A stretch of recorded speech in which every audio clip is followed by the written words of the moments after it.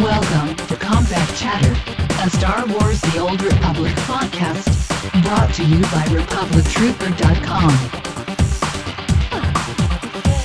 Combat Chatter covers the latest hot topics and breaking news surrounding Star Wars The Old Republic, BioWare, and the greater Tor community.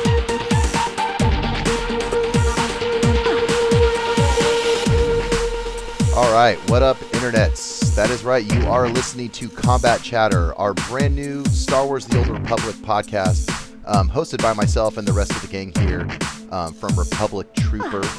And today we are recording our first ever episode. So if you're listening, we're just going to apologize to you right now. But we do appreciate you listening and giving us a go. But seriously, though, we're really excited over here about doing a podcast. We actually have been wanting to do a podcast since the site went live a couple months ago. It was one of our top priorities, but we kind of got caught up getting our website going and all of that kind of stuff and getting our columns up to date and things like that. So we finally gotten around to doing a podcast.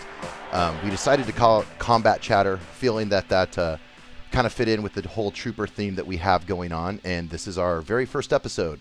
So before we get going and really get into it, we wanted to do a little bit of housekeeping and do some introductions for everybody on the show, so you guys out there listening know a little bit more about us as well as our website. So we'll start with me. My name's Andy, and along with being the host of the show, I'm also one of the co-founders of RepublicTrooper.com. I'm also joined today by Dave, who's the founder of Republic Trooper, and Dave doubles as our senior editor and lead writer on the website. And I'm also joined by Tim Bertram, who is our fan fiction author. And Tim is authoring our Lost Tales of the Old Republic fan fiction series that we release every Monday on the website. So the whole gang's here. So what's going on, guys? Hey, troops. Hey, how are you guys doing? All right, everybody's here. It's the three of us today. So yeah, this is awesome, guys. Our first podcast. Pretty cool. And like I said earlier, before we really get into some of our roundtable discussions on some of the hot topics, and there are some very hot topics out there today in the TOR community, we wanted to do just a quick introduction of our website for you guys in case some of you haven't heard of us before. So with that, I'm going to hand it over to Dave. So Dave, why don't you give everybody a quick overview of RepublicTrooper.com. Okay, thanks, Andy. Hey, everybody, this is Dave. As Andy already introduced me, I'm the founder of Republic Trooper. And I picked up the Republic Trooper domain a couple years ago with the intent of eventually finally being here, bringing news that is focused first and foremost on the Trooper. However, we also cover tour news in general, and we reach out and touch upon MMOs a little bit as well. I'm going to give you a quick rundown of the columns that we have on Republic Trooper. Always in Motion in the Future is our general news and information column for tour in general. Anything that doesn't fit into a more specific column goes into Always in Motion is the Future. Then we have Command Decisions, which is our guild-related column. Anything having to do with guild, running guilds, being in guilds, etc. goes under Command Decisions. After that, we have the Spoils of War. That's going to have to do with gear and everything having to do with gear and outfitting your character, specifically your trooper, in the Old Republic. After that, we have Cover My Six, which is a column that's focused upon companion characters in Tor. Then Beyond the Outer Rim is our next column, which touches upon game news that is outside the Old Republic. Every now and then, we'll want to talk about something else we're passionate about. And finally, we have a new column coming up very soon. You should see in the next week or so, called Blaster Points. And that's going to focus on flashpoints and operations in the Old Republic. So there you guys go. Cool, man. Andy? Yeah, that's awesome, dude. That's not too bad for your first day on the air. Good job. Thanks. Thanks. Yeah.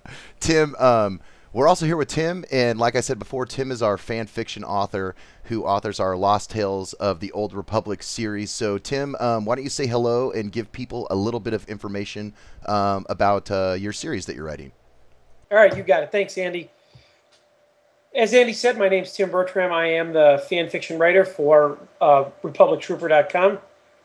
And I met Dave on a project, and actually a BioWare project, many moons ago, back around 2000, when BioWare released Neverwinter Nights. And Dave and I had worked together in the Realms of the Dragon Reach, one of the more successful persistent world rings.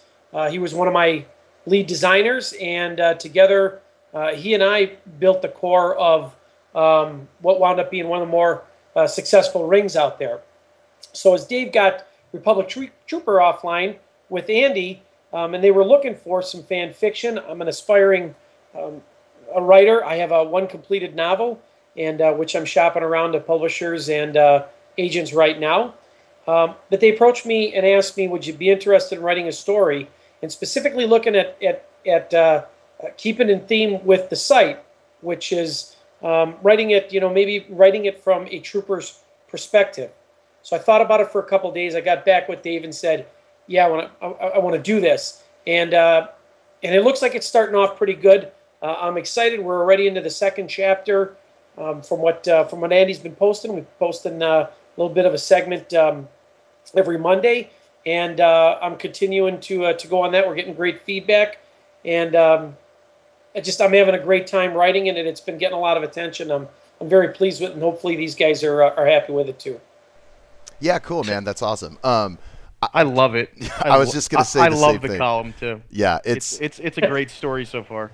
Thank you. I know for me personally, and not to like ham it up just because you're doing it for us, but I am personally not a fan of fan fiction. I'm just not. Usually it's cheesy, it's poorly written, all that stuff. And I'm kind of like addicted to these things. So, like you were saying, we do the weekly blah, blah, blah, weekly release on Mondays. And, I have a little insight. I get to see it in advance. So I'm actually about 2 weeks ahead of everybody. And it's freaking cool, dude. I can't wait for those emails when you send them to me. But yeah, thanks for that.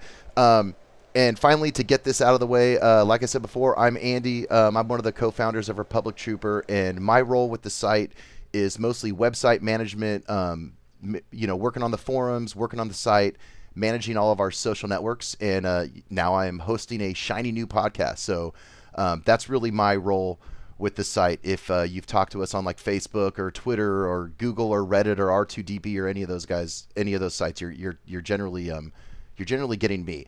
But yeah, there you have it. That's the RT crew in a nutshell. There's 3 of us right now. We're about to bring on a 4th person, which we're pretty excited about.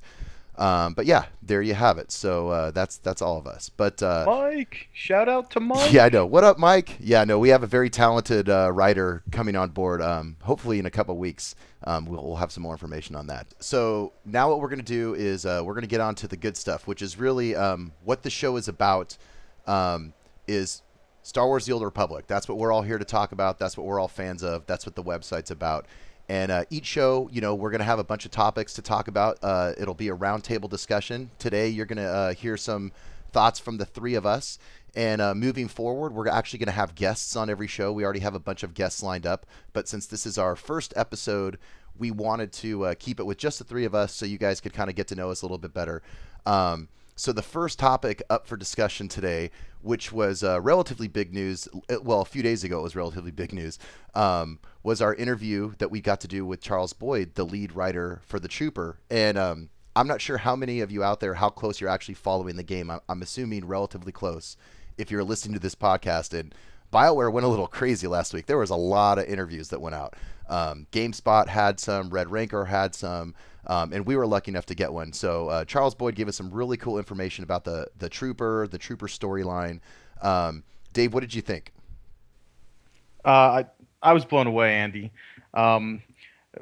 The answers we got were more in depth and enthusiastic than I was actually even hoping. And both David Bass, who coordinated the whole thing for us, and Charles Boyd, the actual head writer who answered the questions, they were both excellent. And we got some information that was very well received by both us and the community as a whole. So, yeah, I was pretty stoked. I really liked that they gave us the name. They gave us Jace Malcolm, the name for the unnamed trooper, because that had been kind of floating around for a long time. And It was kind of cool. Like I felt like, like our little website, like we kind of got to answer that for the greater TOR community, because now that name's out there, dude, I've seen it on some like really large websites.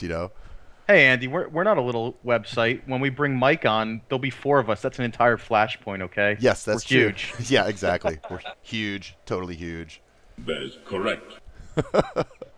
But go ahead, Tim. I think that I agree with what both you guys said, and the content, the answers to the questions they came back with was great.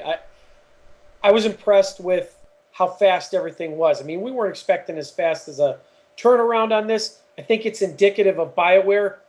They've got a history of being really good with their community support. Pre-game and post-launch, they were excellent at Neverwinter Nights supporting their fan base community. And I mean, this is just another example of them going the extra mile to keep everybody pumped up and everybody informed about their game coming out. Yeah, no, that's a good point, because David Bass helped us coordinate the interview, and dude, he was freaking awesome. Like, we would email him, he would reply back. I don't know, what do you think, Dave? Within like an hour or two, and he always had answers. And he even gave us a window of when we would get the interview back, and it came back like 2 weeks early. They were really good to us. We really appreciated that. Yeah, David was he was very attentive to all of our requests, and he was just awesome too. Really nice guy, and he's really on top of his job. So, but very good. One of the other things that I actually thought was interesting, it created a lot of discussion. Not only on our website, but on some of the other websites that carried it.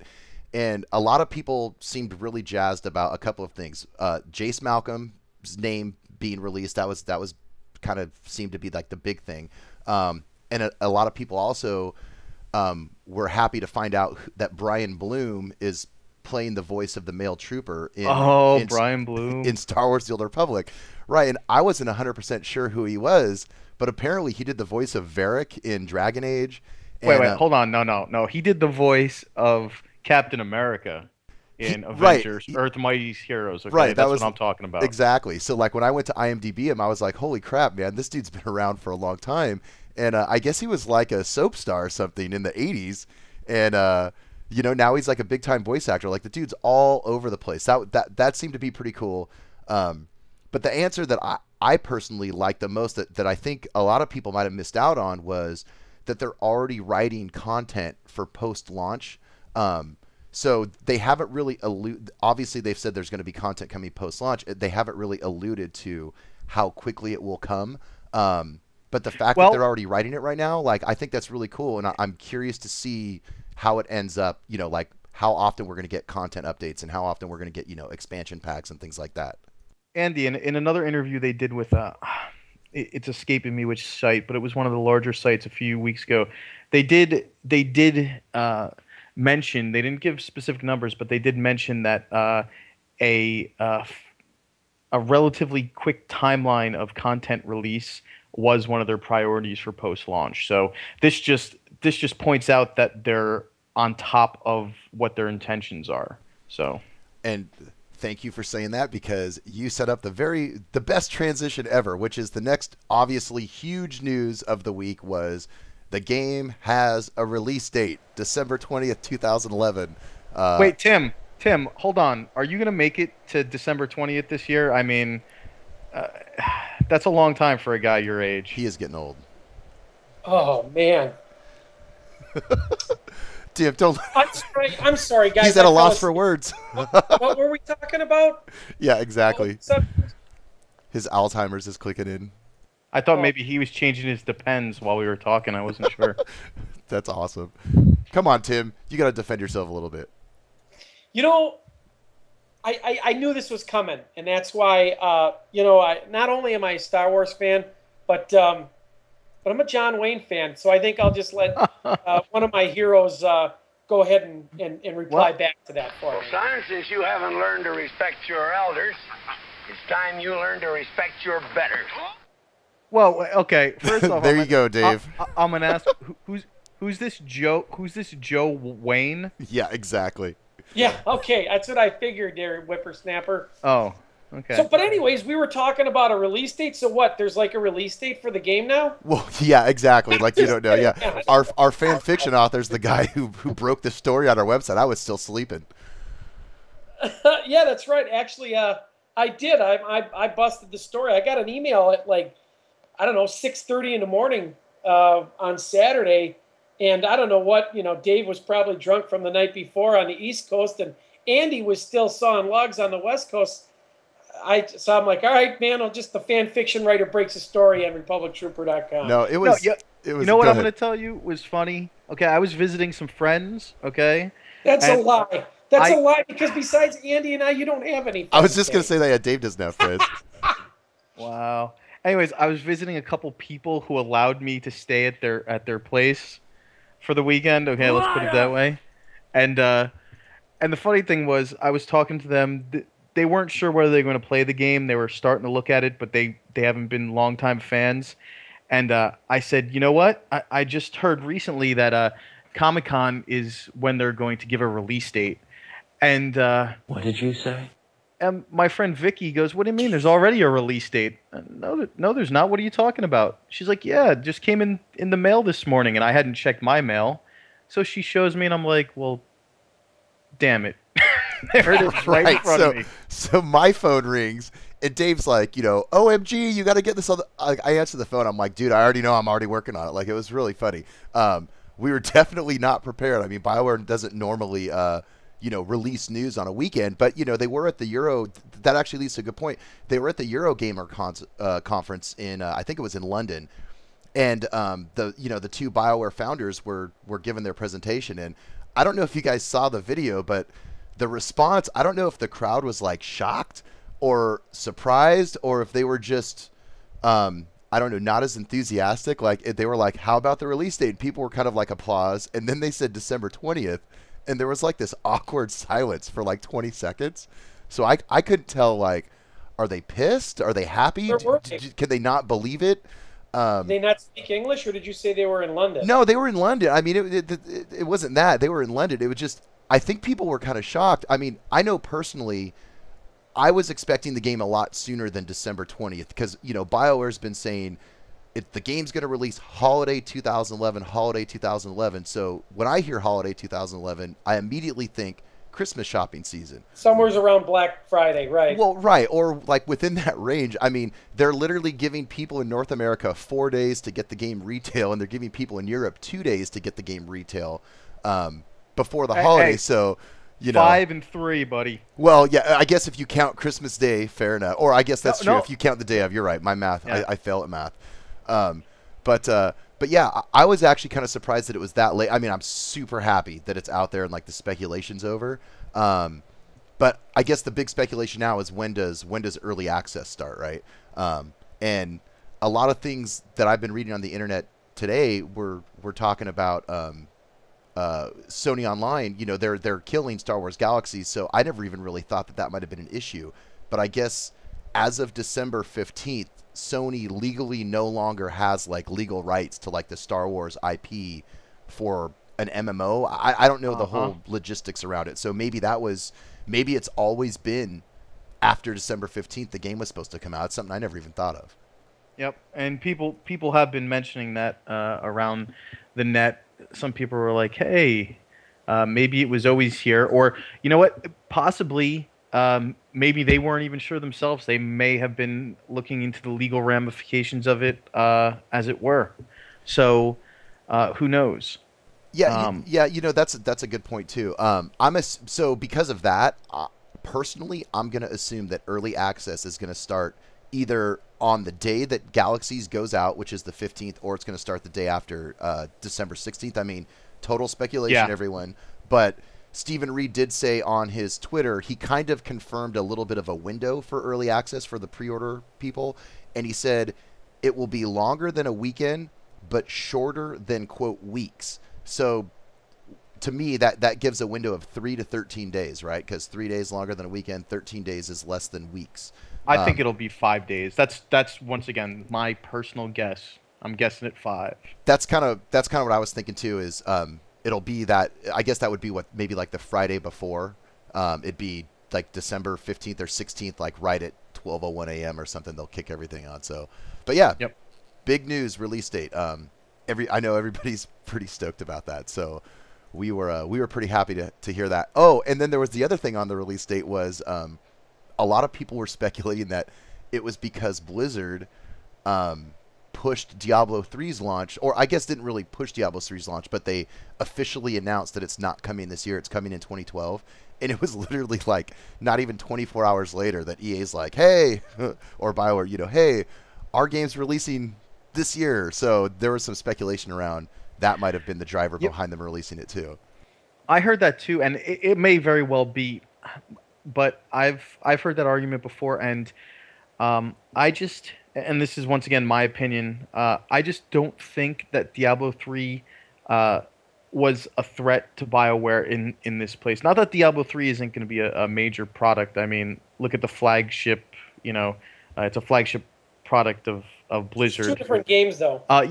Exactly. And that was the point I was trying to get to, is I don't think they really worried because it was different games. Plus, I think this game's going to take off like WoW did after launch, but I think the almost 500,000 pre-orders now, I think that's still the bulk of what it's going to launch with, and I think that's enough momentum for them not to worry about another major game. Well, I think if they're going to have competition with another MMO, something new that's coming, I think it's going to be Guild Wars 2. And that's just from chatter with people that I know, people that...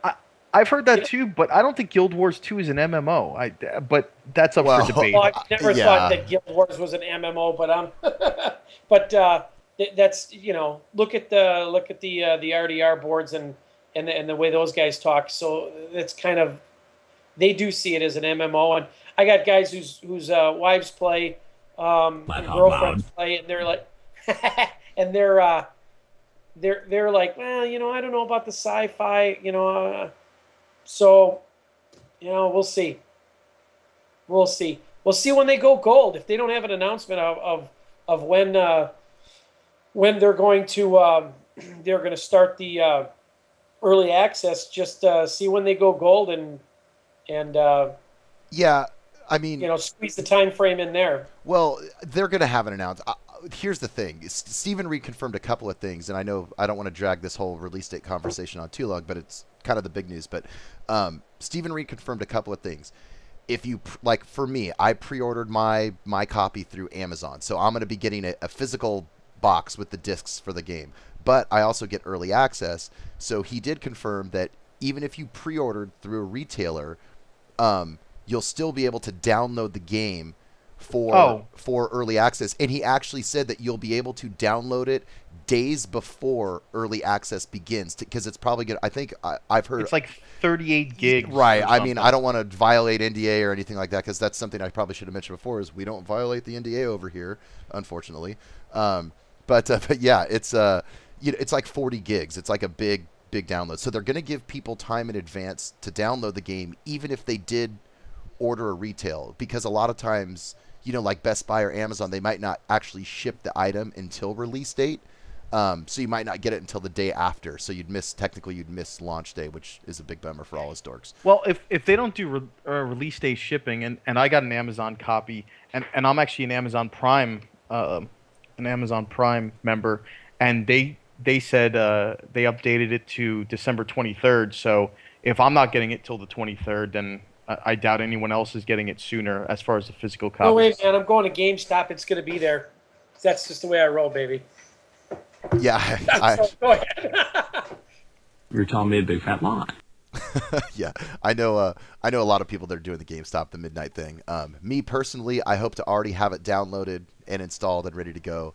But yeah, I guess that's kind of the really big news that came out Saturday morning. So in case your head has been in the sand, I doubt we are breaking this for you, but yeah, the game is coming out December 20th, 2011. I believe it's about 84 days from today. But let's move on to the next topic was the Friday update.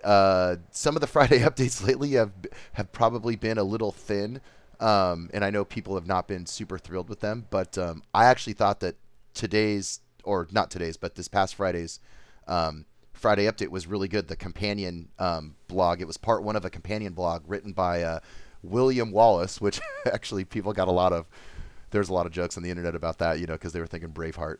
But yeah, what did you guys think of the companion update? I thought it was pretty badass. I put that companion update kind of along with the video, because a lot about companions kind of came out right around the same time. Right. There was the big GameSpot interview, and there's a lot of great information. If you put those two together, they coalesce and they put a better picture on the state of companions. And a lot of people's concerns about companions are that they're kind of one-dimensional in combat, especially. Of course, in story, they're supposed to be add more depth, and I'm sure they do. But now, instead of just having one unique ability for each companion, supposedly, as is written up and as you see in the video as well, you can customize which abilities they're using. They'll have several different abilities. Yeah, that was really cool.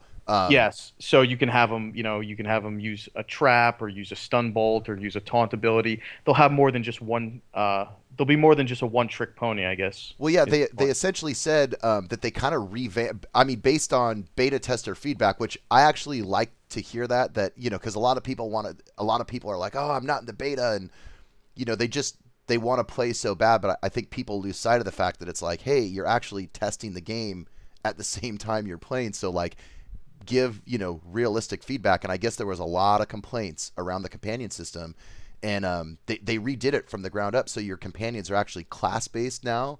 So you'll have like, I don't know if it's like the trooper class per se or like a Jedi class per se, but I know your companions will level up. They have multiple abilities. You'll be able to have them either use their abilities automatically, or they can you can manually control their abilities and stuff like that, and it's pretty cool. And I think each class in the game gets 6 companions, so there's like 5 companions, so there's 40 companions total in the game. And what they've said is, I believe they were saying they're broken up into all the different roles so that each class will basically get something like a ranged tank, a melee tank, a ranged DPS, a melee DPS, and a healer support type character, depending on what their core class is. But it'll pretty much cover the spectrum. So yeah, that's a good point too. Is they mentioned that certain classes will get the different style. Like if you're a healer, you might get a DPS or a tank companion first before you get like the healing companion, because obviously your character class can handle that ability already. And some of the companions, I was kind of surprised. Some of the companions seem to come at relatively low level, like level 7 and level 8 was when you first started getting like some of your first companions. So personally, I'm really jazzed about that. I think that's going to add a really cool dynamic to the game.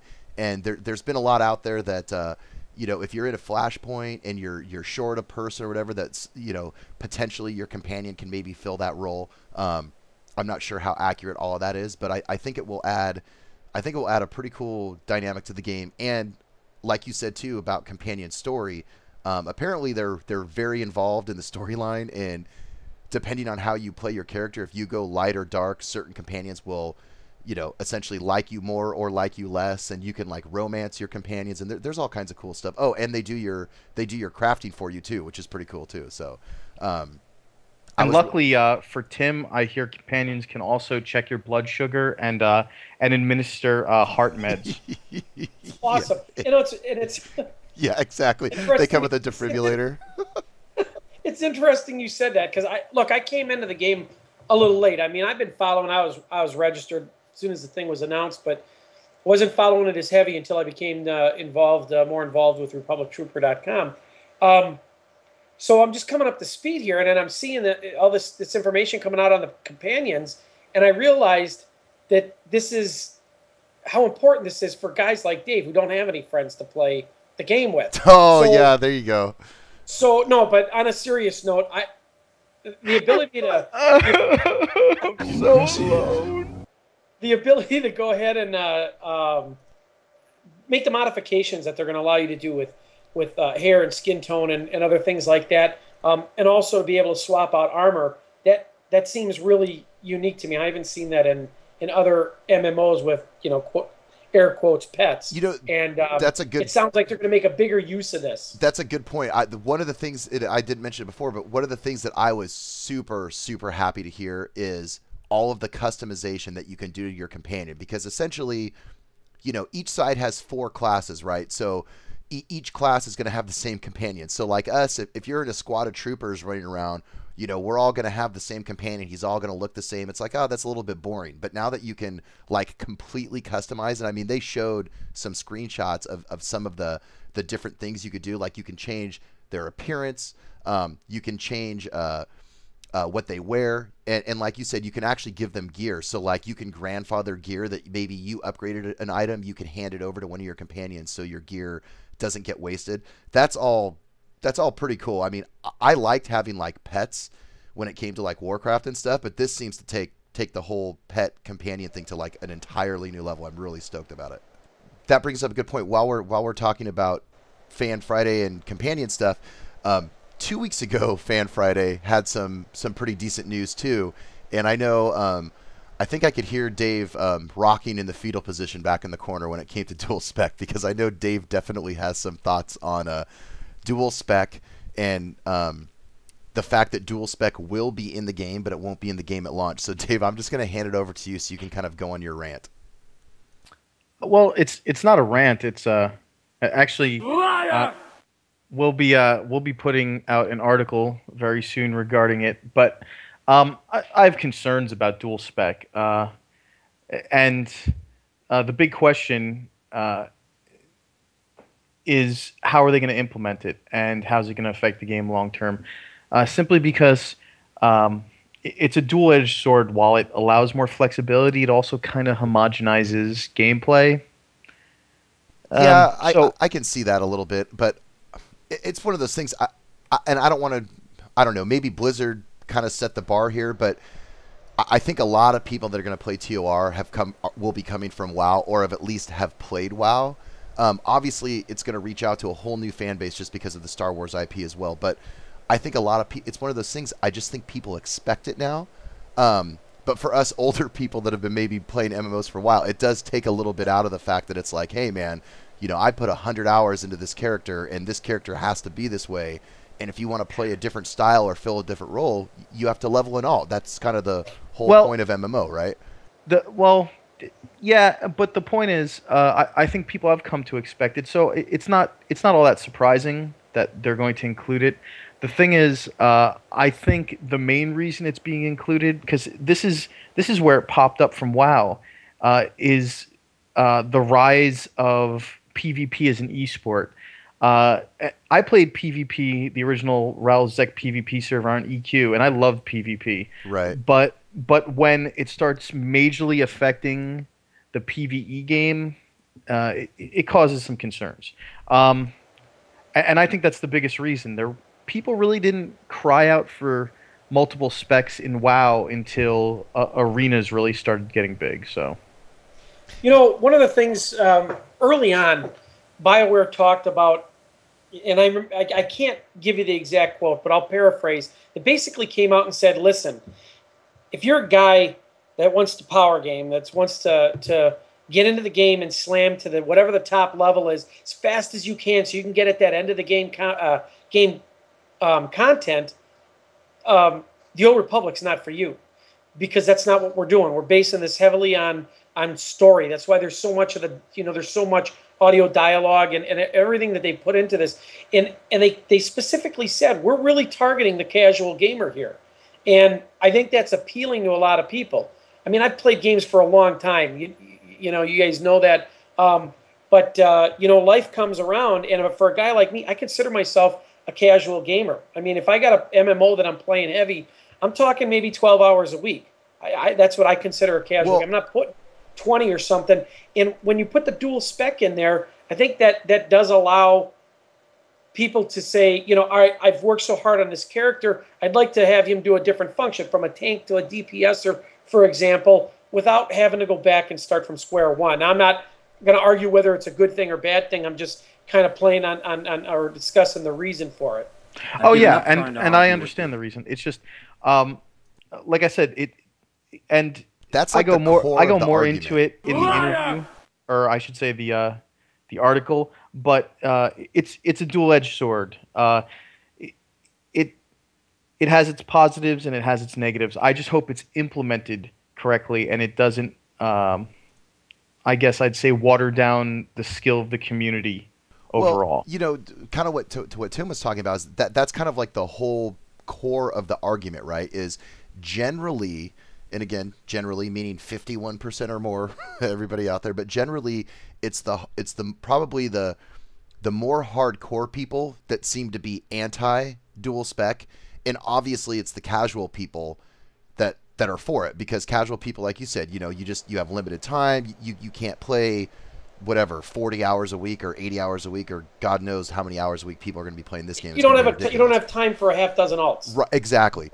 But I think that's kind of where Dave probably put a finer point on it. Was it really stems around, I want to play the same character and be effective in PvE, generally meaning raiding, and PvP for like battlegrounds, like esports stuff, but I don't want to have two separate characters to do it.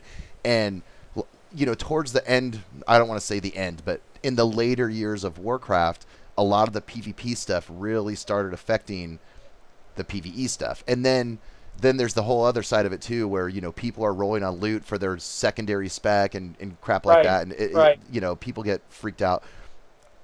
It's not in the game at launch. They did say that they want to add it soon after, so I have faith that BioWare will find a unique and interesting way to add it in the game. And I think we want to clarify too, and correct me if I'm wrong here, guys, but I'm pretty positive that the way it's going to work is you'll be able to dual spec within your advanced class. So like for the trooper, the trooper won't be able to be a Vanguard or a Commando. He'll be able to be like Vanguard, whatever tree, and Vanguard other tree. So you would still essentially be a tank, right? Andy, if you ever say Vanguard whatever tree or Vanguard whatever other tree again, you're fired. Hey, dude, I don't know. I've been following Commando. There goes Andy. Always going Commando. There goes the show. Hey, you know what? This is all I got to say to you, dude. Stop whining. Stop it. Andy, next time, say shield specialist or tactics. Yes, shield specialist. Yes, shield specialist or tactics. No, yeah, you're right. I couldn't remember what the names of them off the top of my head were. But yeah, I mean, you're going to be able to dual spec within your AC, just not at launch. They say they want to add it soon after, and who knows what soon is. Nobody, we don't know what they're really, since the game's not out yet. We don't know what their timeline will be for when somebody says something soon. Is it 1 month? Is it 6 months? But I have a feeling it'll probably be within the first couple of months that it gets added in.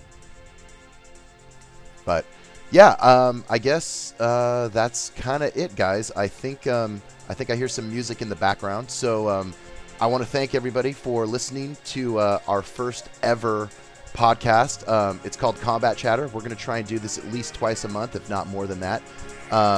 Dave and Tim, thank you so much for hanging out. And do you guys have any final thoughts here to wrap the show? No, good first show, guys. As always, it's great working with you two. Oh, yeah. Group hug. Hey, it was a lot of fun. Looking forward to doing this again. And for those of you that are actually listening and have listened to the end of the podcast, thanks. And gosh, we're sorry. We'll talk to you guys later. Yeah, exactly. I hope we didn't suck it up too bad, but it is only our first episode, so hopefully it'll improve. But yeah, thanks everybody for listening. And that's it. Our first official podcast is in the books, so we are going to wrap it up here. We'll be back again in a couple weeks for episode 2. We'll have a special guest, and I guess that's it. So until next time, you've been listening to Combat Chatter. I'm your host, Andy at Republic Trooper, and thanks Dave and Tim again. We'll see you guys next time. Peace. Hang tough, Troop. Take care. You've been listening to Combat Chatter, brought to you by RepublicTrooper.com. Join the community at www.republictrooper.com, on Facebook at facebook.com/RepublicTrooper, or on Twitter at Republic Trooper. Thanks for listening.